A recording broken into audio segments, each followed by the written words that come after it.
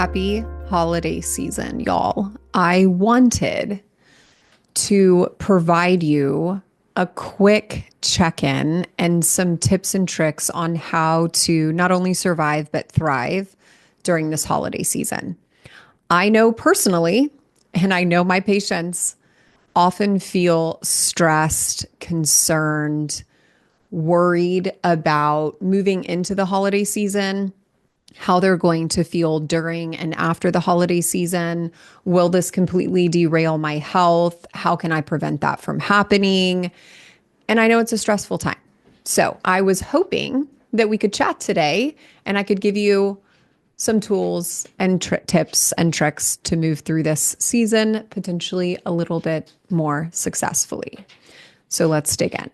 I pull a lot of this information from my own personal experience and also from my patients. If you guys have been around here for long, you know that I have to work very hard for my health, harder than most people need to work. And my health is sort of this delicate ecosystem that needs to be managed. And when I stop managing it, I have to manage it extra to get back in line. So some things that I personally do and I recommend for my patients to do during the holiday season, a big one that for me and so many of my people that's helpful is fasting. So intermittent fasting allows your body an opportunity to keep up with the inflammatory detoxification pathway, okay? When we are eating, basically from the moment we wake up until shortly before bed, it is really difficult and challenging for our body to keep up with the demand of mitigating inflammation, of dealing with food, of breaking it down, of excreting it. It's a lot of work. Our body is working overtime. And often during the holidays, our body is already working in overtime. Okay, so creating some space for your body to catch up and deal with everything that you're kind of putting it through and that we are going through is really powerful.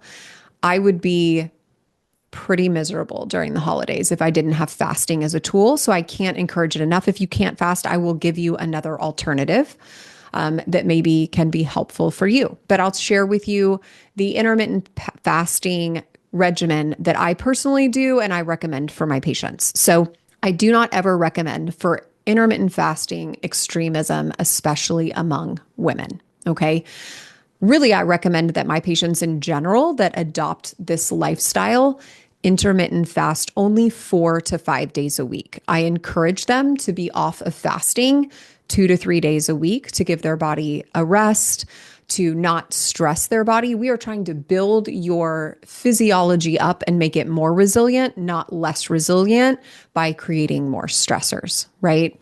So what that looks like in a 16-hour fasting window, which is what I generally recommend. It could be 12, it could be 14.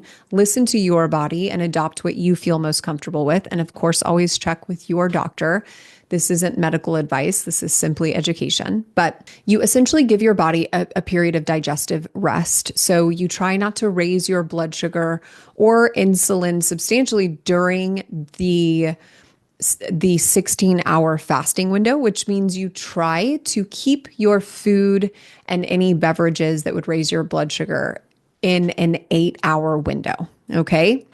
During the holidays, especially, but even in general, I don't think you need to get super rigid and dogmatic about when that 8-hour window is. I encourage significant flexibility, meaning, well, if you're at your sister's house and you all plan to have breakfast, then start your eating window early. Even if you normally fast till 11 or 12, start the eating window early, finish it earlier, or just don't fast that day. Okay. Or if you have a really late dinner planned, cocktails or dinner out, start your eating window later. Or again, don't intermittent fast that day. Let it be fluid and let it be flexible. Let it conform to your lifestyle and what your body is communicating to you. If you wake up really hungry one day, eat breakfast, right? This is not about being dogmatic and forcing things. This is about intuitively listening to your body while also complementing it and supporting it and trying not to overwhelm it during an overwhelming time. Okay. So again, 4 to 5 days a week, try to eat within an 8-hour window. Don't consume anything that raises your blood sugar outside of that window. I do drink coffee in my fasting window. I do it with about a tablespoon of heavy whipping cream and water so that it doesn't have any carbs, any sugar, any protein. Is that a perfect fast? No. Does it work for me? Absolutely. It's changed my life. And I wouldn't be fasting if I couldn't have my morning coffee because that's how I am. So those are my tips for fasting. Even if you don't fast during the year, the holidays are a great way to use an opportunity to support your physiology. If you don't feel like you can fast 16 hours, 14 hours, maybe try 12.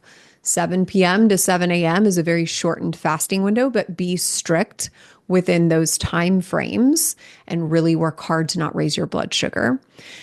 You could also do just digestive rest if you can't quite fast, where, hey, if you drink something, maybe it's, some warm bone broth, some, coffee or warm teas, things that aren't going to be like a salad that require a lot of mechanical digestion. The next tip that I have can also be for people that can't intermittent fast, but they still want a little bit more blood sugar regulation. So, excess blood sugar creates, swings and fatigue and inflammation and just, it's not healthy. It's not good. It can even influence our thyroid function. So trying to manage your blood sugar during the holidays is a powerful way to maintain control of your health. Okay. Some easy ways to do that. One is what I call ordering your food. And I always say, I don't mean takeout. I need to find a new term for this, but basically setting up your meals and day in a way that promotes regulated blood sugar. So I recommend starting each meal with protein. Okay. Then incorporating in like fibrous, low glycemic index, vegetables, fruits, things that have a lot of antioxidants and a lot of micronutrients.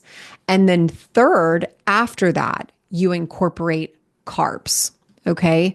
So you save them for the end of a meal. And what that does is it primes your physiology to not experience wild swings in blood sugar. Okay. If you cannot intermittent fast and you want to try to attain a similar response, a powerful way of doing that is ordering your food throughout the day, not just your meals, so that you go to sleep overnight. While we sleep, it is our longest window without raising our blood sugar. We want to harness that, y'all.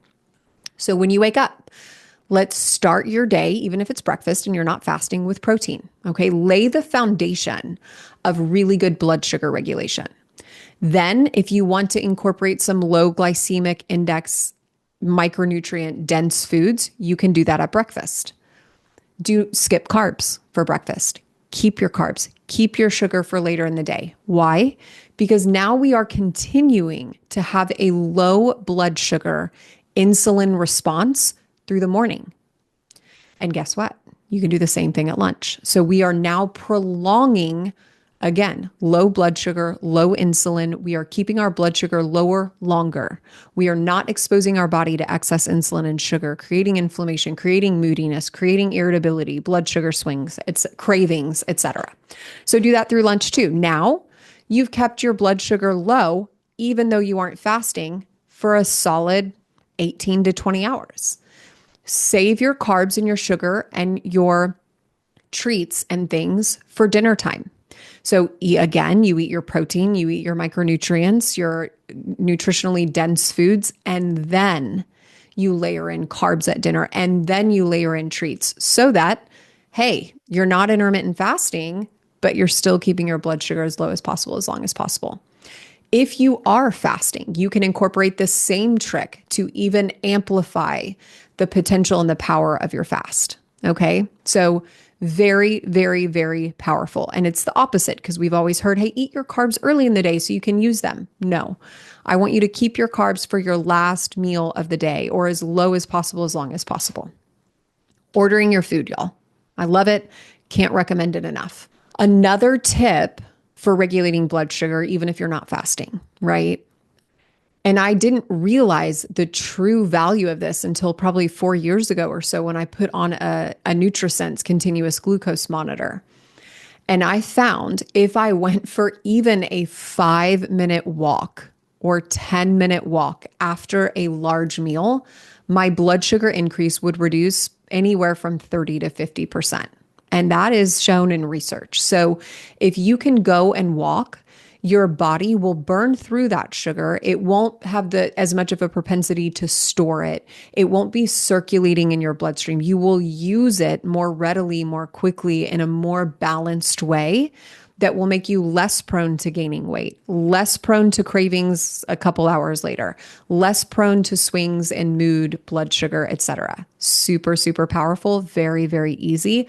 Make it a family affair. Let this be a time after you eat that you can connect with your kids, that you can connect with your family members, that you can go deep and talk and not be watching TV or staring at your phones. So you don't always have to think about it as like a solo experience. Invite someone to go with you because they need it as well, right? We all need to not be cranky after we eat a lot of carbs and sugar with our loved ones. And hey, if this gets us there and gets us through the holidays, even just a little bit, I'll take it. Another one, hydration. So y'all drink water. Do not go into a room without your water bottle. Okay. Just keep filling it up, keep drinking it, keep hydrating. This cuts down on cravings. It cuts down on irritability. It allows your body to deal with inflammation in a quicker way, right? We are flushing our detox pathways and we are keeping them moving. All right. Couple other things that I always think about with inflammation, right? And I don't want to rigidly turn you against certain food groups. My goal in this conversation is not, hey, I want you to spend your whole holiday season gluten and dairy free. That is not what I want for you. If that's what you need, do it. But I want to give you tools and tips that you can use irrespective of your diet, right? Intermittent fasting is not going to limit what you're eating, but it will promote the ability for your body to detox from whatever food you're eating a little bit more quickly. Okay. Priming your holiday season with intermittent fasting before you go to your sister or mom's house is great. Even if you don't do it while you're there, wrapping up the holiday season when you come home with intermittent fasting and these tools is a great way to detox on the back end as well. Okay. One other tip I want to talk about in this sort of category is if you know you're going to have a treat, eat protein first. Like if you know you're going to have pie in 30 minutes, eat a hard-boiled egg, a deviled egg. Just prime your body with a little bit of protein because think of it as additive, right? Don't think so much going into the holidays that you have to restrict. I want you to think more about what can I do to support healthy blood sugar response, even if I am going to eat apple pie. So priming your body 15 to 30 minutes with protein before you have a treat is, again, a very powerful way to manipulate your blood sugar. Go for a walk after you have a treat, a very powerful way to manipulate your blood sugar. Okay, let's stay in the conversation about the holidays right now. Like we'll talk about detoxing the after in a moment, but right now let's talk about a couple other dynamics that tend to come into play in the holiday season. One is, how do I balance my family's expectations of me during the holidays? How do I balance my own self-care during the holidays when I feel like my family requires a lot of me? And someone asked me this specific question in social media, and I can relate. I grew up in a situation where I felt like I could never quite do enough, could never be present enough to make my family members happy. And at any time I would do anything for myself, I would feel that strain. And it's hard. Like it's not easy. But I think setting expectations up front is a powerful way. It's an empowering way for you to manage that situation and also manage the expectations of others. Like, oh my gosh, good morning, Mom. I'm so excited to help you cook and bake and prepare for today. I can't wait to spend this time with you. Let's put on some Christmas music. Let's do it. I will be available to do that right after I wrap up my morning routine. And it will probably take me until about 10 a.m. but I'll be back and ready to go. If, please send me a list of anything that you can think of that maybe I can help with then, starting then, right? So you don't feel like you have to dance around this awkward situation. You also set a time where people can know they can count on you. And then you have a deadline, right? There has to be a give and take. It can't be, well, I'm going to go do my self-care routine. I'll be back when I'm back. You can't count on me to participate and do anything because who knows when that'll be over. But you can allot yourself a certain amount of time, set those expectations that you'll be available at a certain time to help and participate, and you can't wait. And I think that that is fair, right? Another way, if you feel the tug and war of your family, expectations of you spending time with them all the time, but you don't feel like you can get in your self-care, try to incorporate them into it, right?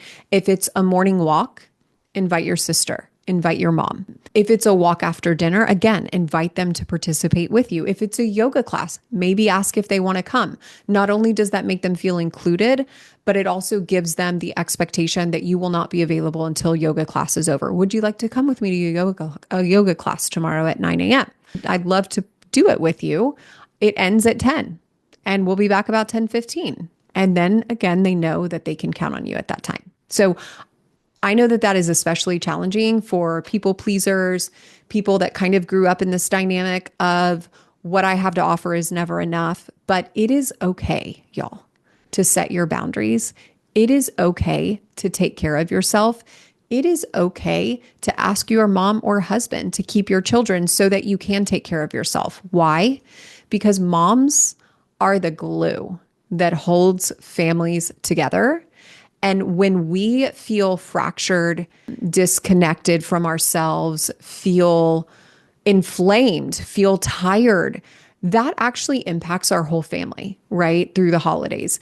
Whereas if we show up for ourselves an hour a day or an hour and a half, and that allows us to show up in a better way for our family, that actually impacts honestly, pretty much everyone in our family's experience of the holidays in a positive way. We are the people that set the tone for our family. And if we can't care for ourselves, if we can't go to bed early, if we can't go for a walk, that impacts everybody in a negative way. So claim it, mamas.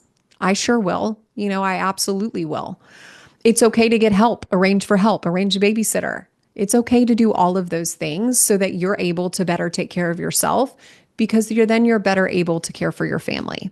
Let's talk about one other tool to de-stress during the active holiday season. And you guys know I have been on a de-stressing mission after my daughter's health took a decline and looking at literally any way that I can to de-stress. One of my favorite ways that I found is the new Calm app, NU Calm app.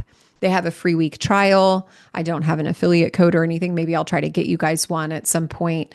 I'm a paying subscriber myself, but it is fascinating. So when I notice, for me, especially when I'm very stressed, when my nervous system is in an intense situation or season, I cannot meditate, y'all. I can try all I want and it doesn't happen. I can try every day for a month and I will not go into a meditative state for any duration of time that is useful.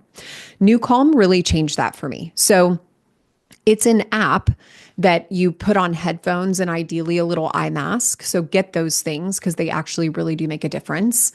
And it plays music, but behind the music, what's happening is this form of sound therapy that takes your brain waves from this really intense stress state of firing, and it slowly escorts them into a more calm, more zen brainwave state passively.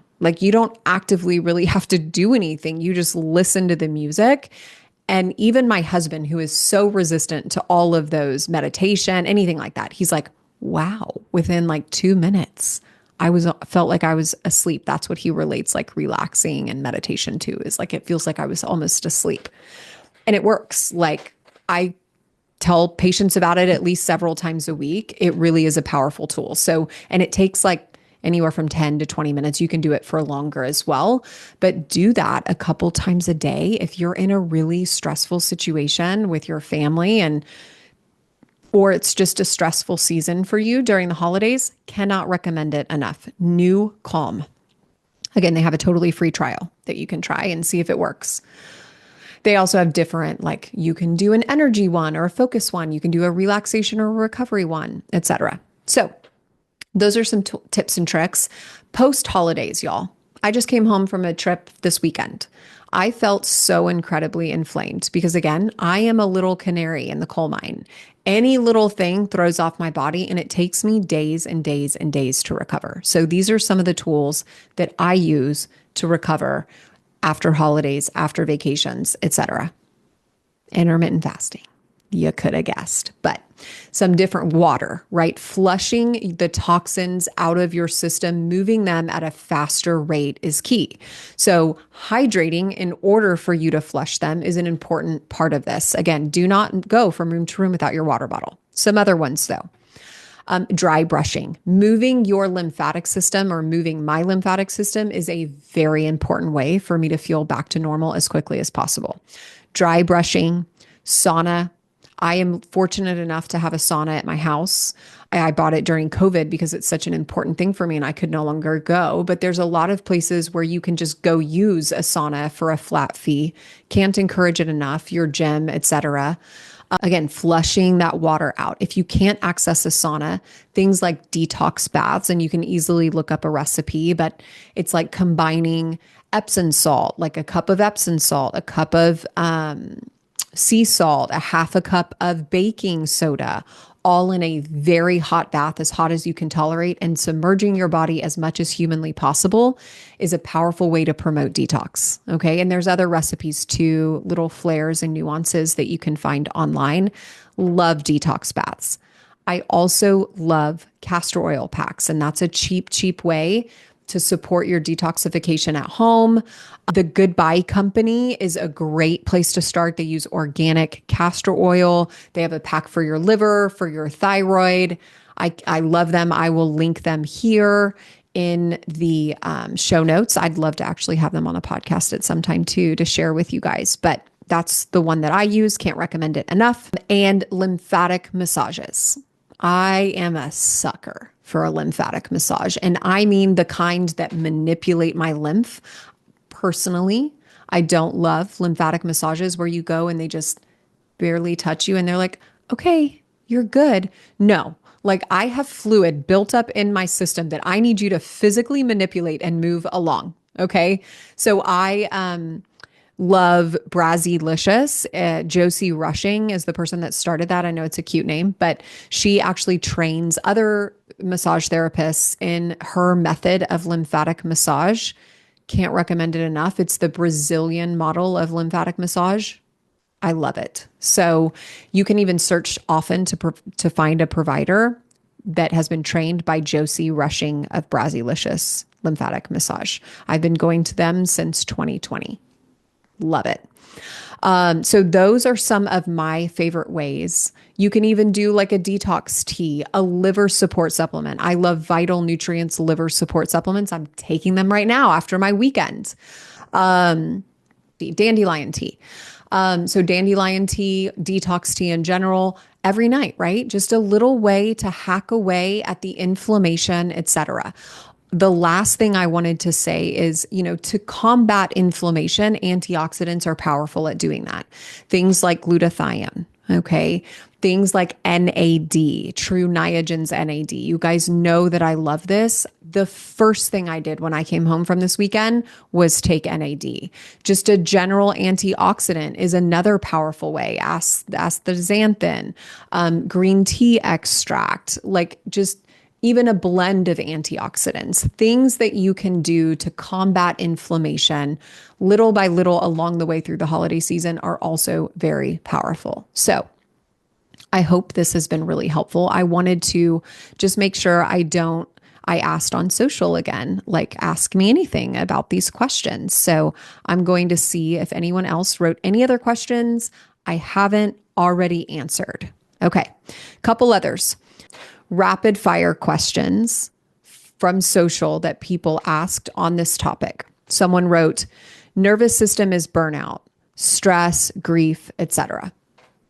I can relate to this so much because of my daughter. My nervous system was just incredibly fried. I was sleeping 2 to 3 hours a night.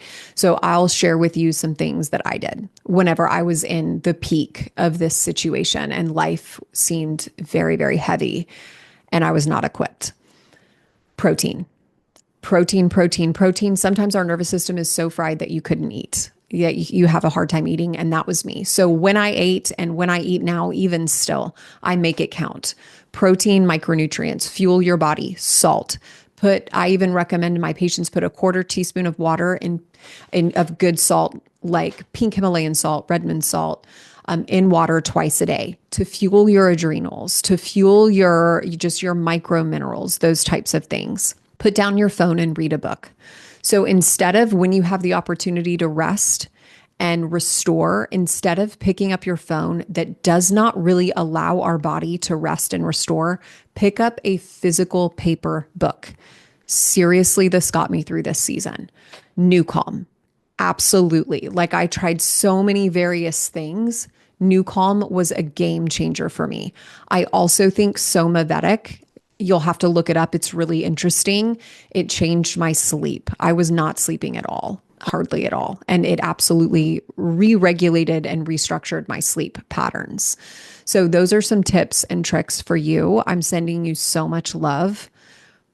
When you can rest, rest. If your body's asking you for a nap and you have the capability to say, hey, mom, hey, husband, can you watch the kids for an hour while I go sleep? Do that. You have to rest your way out of nervous system burnout, not work yourself out of it. So please, please try to do that. Alcohol pressure. You know, I have kind of been experiencing this as well in slight degrees. Because my system was just so fried over the summer, I couldn't tolerate alcohol. And so what I would do is simply not say anything, like I wasn't going to drink. But if I did have a drink, I would take a couple sips and then just kind of casually set it down. Even on work trips. And then if I get a refill or they bring me another drink, I'll take another couple drinks and I'll just casually leave it behind, or if I got a drink like a margarita, I would put the smallest amount of tequila in it and the largest amount of soda water, and then just keep refilling with soda water.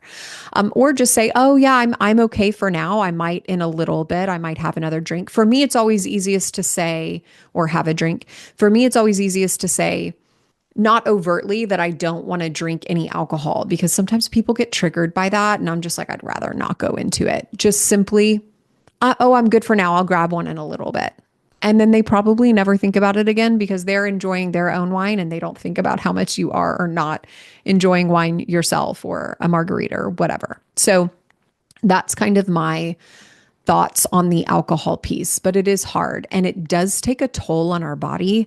I notice, especially if I drink for a few consecutive days, even a small amount, like on my trip over the weekend, I hardly drank anything, but I did drink a drink or two in the evenings and I felt it. Like I feel that a lot. So I completely respect, not wanting to do that. I always end up sick and with a migraine. My body cannot handle it all. I completely understand. Like I leave these situations feeling horrible too.